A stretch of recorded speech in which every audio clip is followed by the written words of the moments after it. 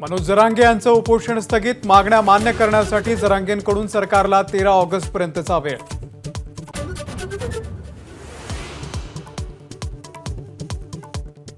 सकल हिंदू मोर्चांना राज्यभरामध्ये पुन्हा सुरुवात होणार, नितेश राणे, गोपीचंद पडळकर यांच्यासह प्रमुख नेत्यांवर जबाबदारी।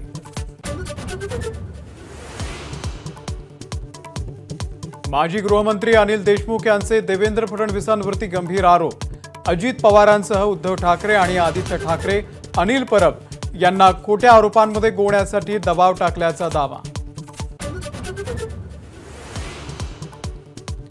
फडणवीसांच्या भेटीआधी उपमुख्यमंत्री अजित पवारांनी घेतली अमित शहांची भेट, विधानसभा निवडणुकीच्या तयारी संदर्भात चर्चा करण्यासाठी भेट झाल्याची माहिती। अर्थसंकल्पाच्या विरोधामध्ये इंडिया आघाडीचं संसद भवन परिसरामध्ये आंदोलन, बजेटमध्ये इतर राज्यांवरती अन्याय केल्याचा खासदारांचा आरोप। नाशिक ग्रामीण पोलिसांचा अजब कारभार, घोटी टोल नाक्यावरती ठाकरे गटाच्या आंदोलन प्रकरणामध्ये दिवंगत महिला पदाधिकाऱ्यावरती गुन्हा।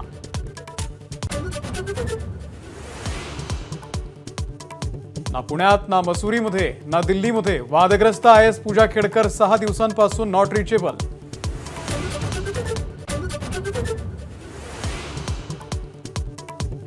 मालेगाव बॉम्बस्फोट प्रकरणामध्ये आजपासून अंतिम युक्तिवादाला सुरुवात, 16 वर्षांपूर्वी झालेल्या बॉम्बस्फोट खटल्याची सुनावणी शेवटच्या टप्प्यात।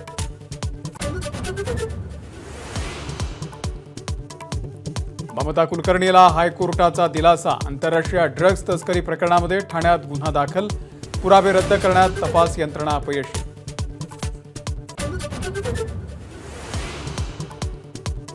नेपाळची राजधानी काठमांडूमध्ये विमान कोसळलं, 5 जणांचा मृत्यू, मृतांचा आकडा वाढण्याची भीती, बचाव कार्य युद्ध पातळीवरती सुरू। एबीपी माझा, उघडा डोळे बघा नीट।